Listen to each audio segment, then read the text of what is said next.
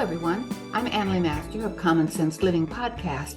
Today I'm going to have some uplifting information, stories, whatever, however you want to phrase that. It makes me feel peaceful in this turbulent time that we're going through. So I just ask that you sit back and enjoy. First, I'm going to read, and this is going to be all reading. I'm going to read a channeling from Matthew. Now, Matthew was 19 years old and he was killed in a car accident, and he came back to channel to his mother. And she's like, whoa, she didn't want nothing to do with that. But he persisted, and finally she accepted.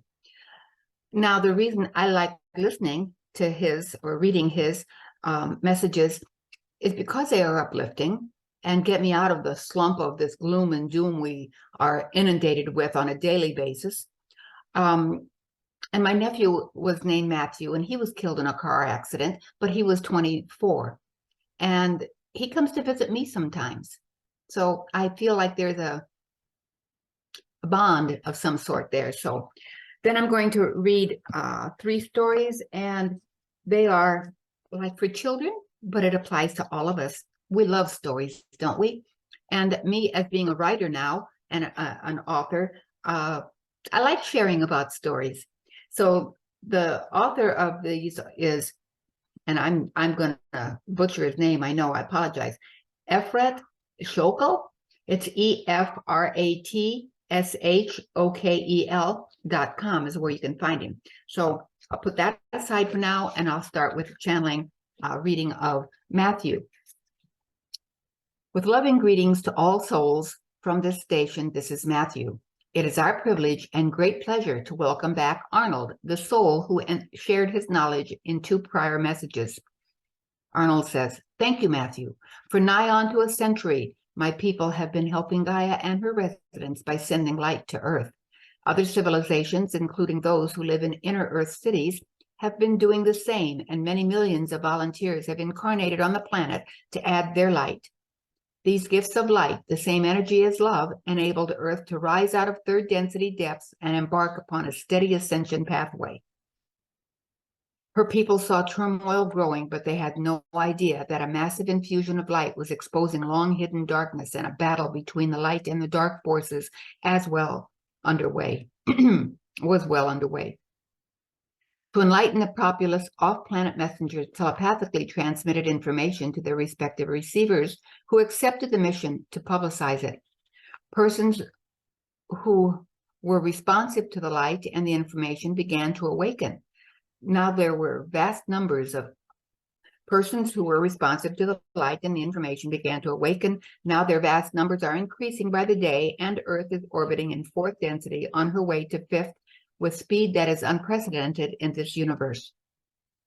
When this eons-old plague of darkness runs out of its energy course, and this is happening rapidly, the evil it has caused and will leave in its wake must be remedied so the planet and all its inhabitants can heal from the cultural, racial, and religious prejudice, economic polarization, political and corporate corruption, cruelty to animals, ignorance of truths and information control, cities and towns in ruins, homelessness and impoverishment, contaminated soil, air, and waters. And indeed, every one of those conditions will be remedied. Some of you are thinking it could be a century or more before the ravaged environment can be restored to health and people around the world live peacefully, cooperatively, and prosperously within the richness of their diversity and in harmony with nature. Dear ones, please think instead that the light will keep intensifying and raising. Vibrations and souls who are spiritually and consciously advanced will be incarnating in great numbers. My people conservatively estimate that reconciliation, cleansing, and reconstruction will be completed in less than 2 generations, 35 to 40 of your years, and in many aspects will be accomplished much sooner. Significant efforts have started in some areas, others are in planning stages, and throughout those years, we and other universal family will work alongside you. Some will introduce their technology and help you implement your own, which dark ones have suppressed from beneficial use and misused themselves. You will harness free energy, dematerialize radioactive waste, rid the oceans and rivers of pollution and debris, Cleanse your soil of toxicity, rebuild war-torn areas, turn deserts into arable lands, and revolutionize economic, legal, justice, and governing systems, healthcare, farming, education, construction, communication, and transportation. As body's cellular structure transforms into crystalline, Earth civilization's 10 dormant DNA strands will begin activating one by one until all are functioning. The people will understand they are multidimensional eternal souls experiencing another lifetime in a physical world, that animals and plants are souls too, and every life is connected with all others and with the supreme being of this universe. Eradication of disease will result in longer, healthier, happier lives and access to innate abilities such as telepathic communication, astral travel, and manifestation by focused thought will immeasurably enrich your life. The disinformation that permeates your world will have been long since replaced by truths, and all information in media and textbooks will be accurate. Fear, which is so prevalent today, will have been long since replaced by contentment, curiosity, excitement, and adventuresome spirit. You will enjoy what now seems to be the stuff of science fiction, such as traveling to other worlds and greeting universal family who come from other civilizations to be visiting you.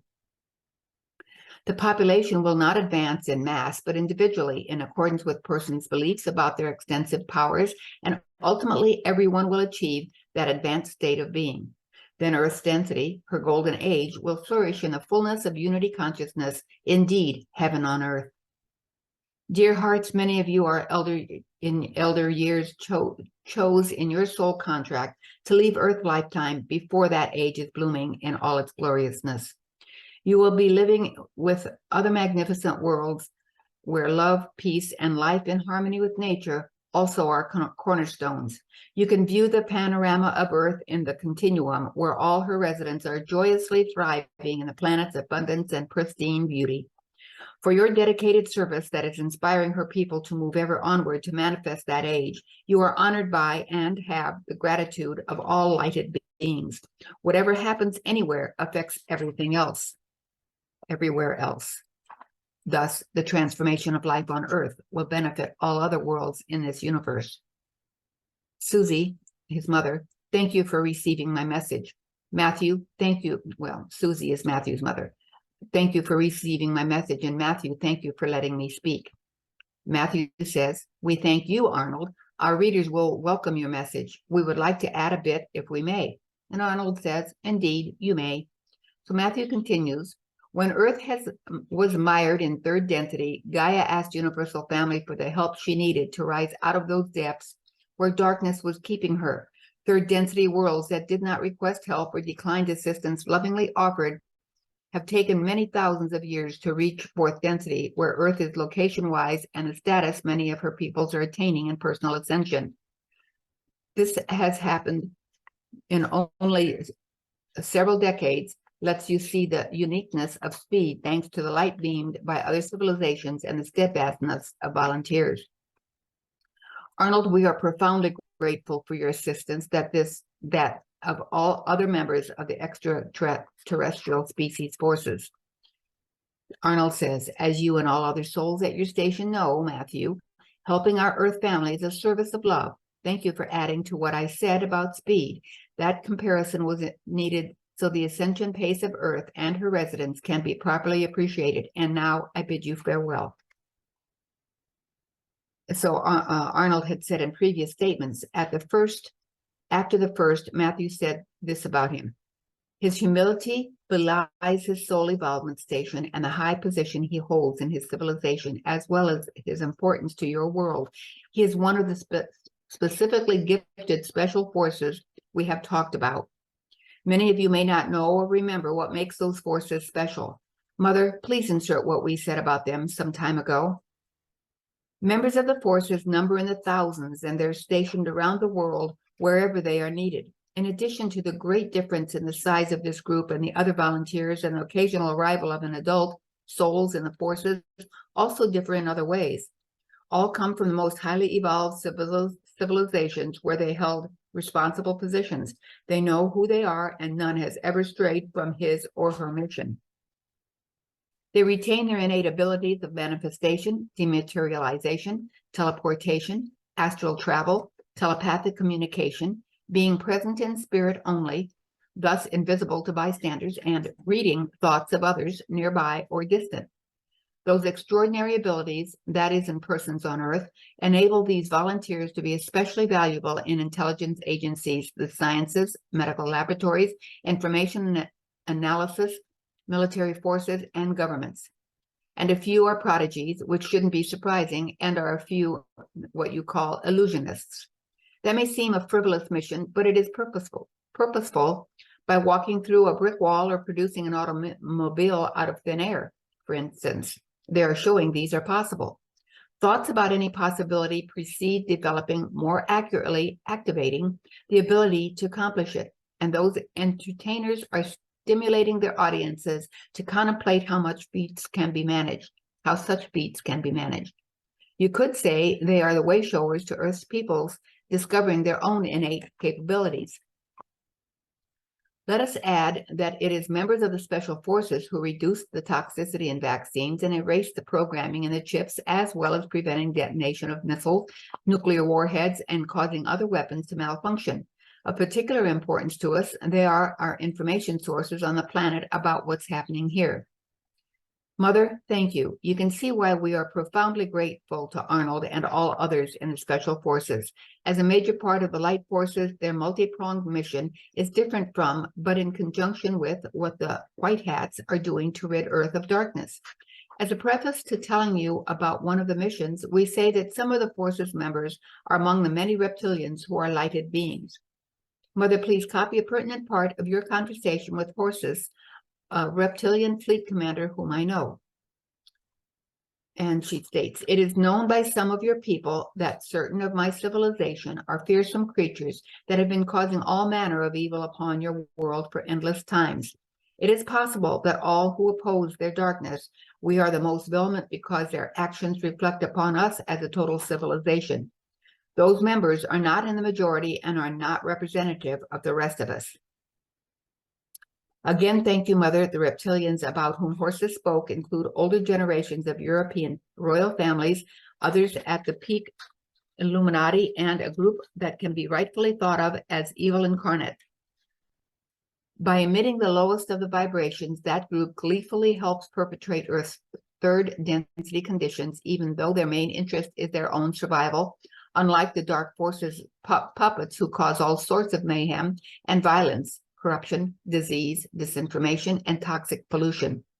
One of the Special Forces missions is the eradication of that group of reptilians, a task your military forces cannot manage.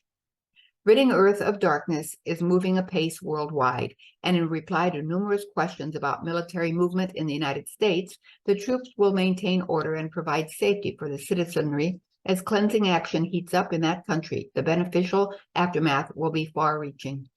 Beloved brothers and sisters, we and other messengers of the light have told you that the billions of souls who volunteered to wake up our Earth family so they can see that they have the power to make their world peaceful, healthy, and prosperous for all.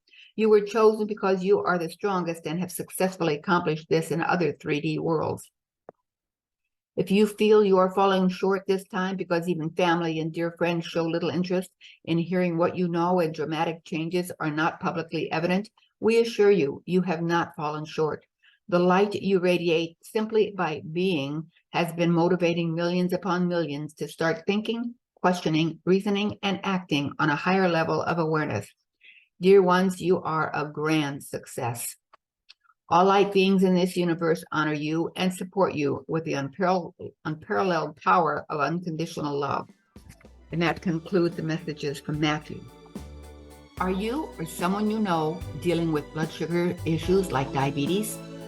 You can lower, even reverse these issues. I lowered my A1C from 5.9 to 4.9 in just 6 weeks. My doctor was impressed. I'm a nurse, certified health coach, and educator. Gift yourself or another with this course, Taming Diabetes Differently. Change your life and theirs. Contact LeMaster at tamingdiabetes@yahoo.com or call 972-948-9976 and be sure to leave a message. So I have 3 short stories to read. And I would like you to, what depends when you're reading this, have your glass of water or your coffee in the morning or whatever, sit back and just listen and think back to when you were a child. And then with having read this from Matthew, perhaps you can think about a little, what some people call woo-woo, which is not, it's just those that didn't understand what woo-woo really is. It was the misinformed or unaware used that term, and I used to too. So I even use it yet because those that are not awakened to it only understand woo-woo and that it's weird, and I accept it. I love it. So anyway, that's who I am, and I have experienced much of what I read about in Matthew. So now let's take a little journey on stories. Two friends, a mythical healing story. Next to a soft stream, a frog jumps by the edge of a forest, calling his pond friends for a story. They all gather. Birds from above, fish from below, even Della, the serpent, arises slowly to listen. There is nothing like Frog's stories. He waits for all of his neighbors to quiet down, and then he begins. Once there was a good-hearted soul. It watched from above both the beauty and the complexity of life on earth. It was often wondering about the human's choices. So loving was this soul that it asked if it could come down to earth and reach a hand. Are you sure? Asked its guides. Yes, I am, it said. And so they carved its journey here, at last asking it what kind of kid it would like to be. The soul observed from above, looked around and checked many options, and then pointed to a boy and said, like him. Its guides wondered. Are you sure? They asked. He's not a nice boy, and you asked to bring love and healing to earth. I know, said the soul. I'm sure. Time went by, and the preparations for its journey reached their final stages. Sitting by the river of time, it was given a choice to regret. Souls preparing next to it were surprised, but it was true. But it was sure. Why? Asked a friend who was about to come to earth on the same day as it did. I sat quietly and then asked, don't you see? I do, its friend replied after a few quiet moments. It is not going to be easy for you, it said, and after a few more silent moments asked, is there any way I can help? Yes, was the answer. When I turn 15, be the one who sees through me. Be the one who reflects the light within me. Then I will be less scared of losing sight of who I am and the reasons for my journey. Years went by, and the beautiful soul struggled in the harsh family he chose, managing its way by becoming the school's bully, walking pain and anger and fear. Then, on his 15th birthday, just before the school was about to kick him out, a new boy moved to town, and as soon as one saw the other, light burst out of both, silently reminding each of why they came to earth and why they asked to be who they grew up to be. 15 years later, after lots of personal healing, the bully finally reached his moment of giving, knowing from firsthand experience what are the kids he guides go through, reaching out and lighting the way to the many beautiful souls wishing to walk their light. All of Frog's neighbors were quiet, unsure if the story makes them accept the humans coming to their park, more or less. Then one of the fish living in the pond asked the frog, so what is the point of this story of humans? Frog looked at him and replied, you, too, are light. And then we're going to we're going to have another one. And like I said, at efretshoko.com is where I got these stories from. And it's children's stories pretty much, but often our pain and wounds are also our sources of healing and the healing of others. A mythical healing story about a pool of light. Once by the river of time sat a little girl. She was dirty and bruised. Tears ran down her cheeks, creating a puddle around her. Some people walked by, but no one saw her. She was invisible. She cried, and then she cried some more, overcome by feelings of being unworthy and unloved. The feelings of being completely confused and so far away from all her dreams and plans drowned her. The puddle around her grew and grew until she almost drowned within it. Then she cried so much that she fell asleep, and in her sleep, Little orbs of light danced around her, and in her sleep, a luminous being came and covered her with a blanket of light. She slept, and the sun dried the puddle around her. When she awoke, she was dressed in a shimmering white dress, so long and sparkling it trailed behind her. The evening came, and she was hungry, as in every one of her days. And again she sat by the river of time and cried. And again in the morning she awoke to find the puddle she had created the evening before dried up and herself covered in a blanket of light. One morning she woke up angry, frustrated, and confused. "Why is it," she said to the river, "why is everything still so bad, and you continue to cover me with this blanket of light?" The river of time was quiet. Should it remind her why she finds herself crying every night? Should it reflect on her that many of the choices she made so far in her life were not aligned with what she asked for this lifetime? It preferred to say nothing than to say the wrong thing. After some days of being quiet, the river invited one of the girl's soul friends, a luminous one also walking on earth. And the luminous one sat by the girl, but she did not want to hear a word, so he started weeding around her. And then he took some earth and started to build a beautiful earthen pool just by where she sat. He worked for a few days, and the girl decided to join him. Together they created a pool of earth. Together they enjoyed some fruit growing on the tree just behind the pool, and the girl was no longer hungry, and she was no longer alone, and she wanted to continue building this pool forever. One morning, the luminous being said the pool was ready, and the girl wondered, how come and why? We still need to fill it, and the luminous one was quiet, just as the river had been. Then after some silent hours, he said, "You know what to do with this pool. Trust yourself as I trust you." The girl was immediately flooded with feelings of unworthiness and not being loved, but the luminous one just looked from her eyes into the river and back. She understood. It was all there. They took their leave.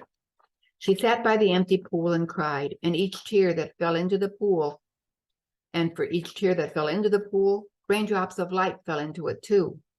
And the river sent out a big wave to contribute to its waters until the pool was full and sparkling, not a puddle of mud, but a pool of healing water, large enough to be shared with others, large enough to be shared as a healing space. From that day on, those who walk by the river of time and pass a tree with exceptional fruit of love may notice a pool of sparkling water just behind it, and if they are brave enough to look and come close, they may find a beautiful being sitting next to it, sometimes reading a story to others, sometimes swimming with them in the sparkling water. To some, she may seem like a lost child, reflecting the pain that so many humans walk with. To others, she may appear as a messenger of healing love. I hope these stories are moving you. And if they aren't, I just ask that you reflect upon, play it back, reflect upon some of the words, and know that it is written and read to you to help you to overcome the battles that you're going through here in this world. I find beauty in these stories, and I hope I'm reading them as well as I would like to. So my final story is Light Changes Everything, a mythical healing story. Sometimes it is the lights that enter our lives that light the shadow wishing to be healed. Once, beyond time as we know it, a tiny creature shuffled and rearranged the soil around his tiny cave. He and his cave were so small that we humans would not even notice them if we walked by, and our feet might mistakenly step on the creature. But do not worry, his cave was far from the paths humans walked, or so he thought. One morning, he awoke to the loud noise of trees crashing down. Knowing fear, he stretched and crawled out of his cave. Knowing no fear, he stretched and crawled out of his cave. From his perspective, nothing seemed different but the smell of earth and soil dug deep from the ground, the smell of fresh earth and the sound of many creatures moving. Some creatures that were as small as he was, some slightly larger, were trying to understand the change in their landscape. He was fast and quickly found the location of the fallen trees. There were worms and numerous types of insects. He could see the trees' roots and all the broken twigs. He thought some could be handy and tried to figure out how he could take them back to his cave. While he was burrowing around, he felt someone looking at him, but whenever he turned around, he saw nothing. Eventually, he decided he could carry only one broken twig and returned home. That night, the sounds around felt different, and he stayed up, warmed by his tiny fire. When morning came and the light came up, he felt warmed by the light coming down at him. What is this? He thought to himself. When he was little, he heard stories about the great ball of light coming up in the mornings, disappearing at night. The elders would say its color was like the color of the flames and that its heat could sometimes be too much. That's why they all lived deep in the forest. This was a long-time tradition he had never questioned. As the day progressed, the light grew warmer and warmer. He could not look at it. He worked around his cave, shuffling the soil, sometimes feeling someone behind him watching him. But whenever he looked back, there was no one there. After several such days, he packed a tiny bag and visited some friends who lived close by. We heard the forest open, they told him when he arrived. Do you think that this is the ball of light the elders talked about when we were children? They continued. Our little fellow did not know. During the evening, when they sat and warmed themselves by the fire, feasting together, he shared the feeling that he was being followed. But I don't think it followed me here, he added. They sat quietly. They smoked some pipes, and from the smoke a cloud was formed, and in it appeared an elder. This did not frequently happen, and they were all quietly fascinated, knowing he would be a guide. You see, child, the elder in the cloud of smoke said, there is no shadow in the forest and your caves. The ball of light is indeed the one we once told you about. Some call it the sun, others call it soul. It is what warms the earth, and its inhabitants care about the lives here very much. When the trees fell and the forest opened, light came in. Light changes everything. Once it touched you, you knew. Do not fear. In the right amount, it helps plants grow and the water sparkle. But if you pay attention, it may also shed light on your own shadow. There is no one watching you but yourself. The smoke faded. The sounds of the forest at night again felt cozy to his ears. Do you think I should find a new place? Our little fellow asked eventually. And as he asked, he also knew his answer. No, he may now know his shadow, but he also knows the light. So here in tiny print, it says, light changes everything. Once it touched you, you knew. Do not fear. In the right amount, it helps plants grow and the water sparkle. But if you pay attention, it may also shed light on your own shadow. There is no one watching you but yourself. So I hope those stories gave you a reason to reflect upon the imagination of those stories. And I hope that you have imagination in this frantic world. You younger folks, I mean, I'm a senior. So you younger folks, have you even heard stories, read stories growing up? And certainly not these kind, I'm sure, but we heard about fairies living in the forest, didn't we? The wee people. Perhaps they are really real. I like to think they are.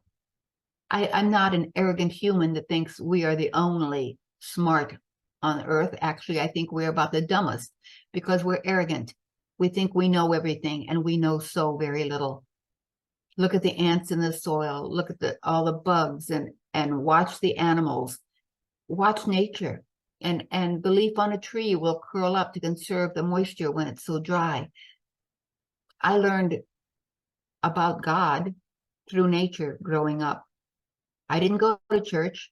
I was out in the yard, in the garden, in the field, always with nature. And here's a story for you, a real quick one.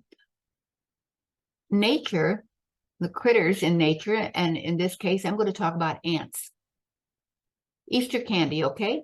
Those great big, oh, I like jelly beans, but the great big white stuffed ones, I didn't care for them. So growing up, I'd entertain myself by watching the ants nibble on it and take it to their homes, right? Well, not too many years ago, there was a sucker. I think I had gotten it at Easter time or something, and it was laying on a rock on the path. And here comes the ants. Okay, can I demonstrate this? Here comes the ants to it. And, oh, a sucker, you know, they'd want it. Nope, they skirted around it and continued on their way. Now, why didn't they want that sucker? Because they knew it was toxic, made with fake sugar, high fructose corn syrup, and Lord knows whatever else chemical. It wasn't sucker made of sugar like when I was a kid. So pay attention to the critters in all aspects because they have more knowledge than we do.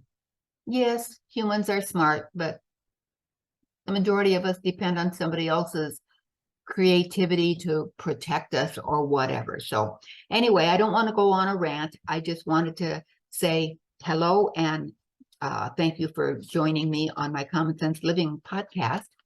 And I'm going to be in Iowa for my 55th class reunion coming up, and I'm so excited about that. So I had to get this podcast in so I'd have my first and third of the month podcast. So with that, I will let you go about your business, and I hope you reflect on the stories that I shared with you today, and bless you all. Toodaloo. Thank you for tuning in to my Common Sense Living podcast today. I hope you enjoyed it, and I'm sure you learned something new. Please leave a kind review and share this episode with a friend. And be sure to subscribe yourself. You'll find me on iTunes, Spotify, and other platforms. And don't forget, we'll be here again next week with another insightful episode of Common Sense Living. I can hardly wait.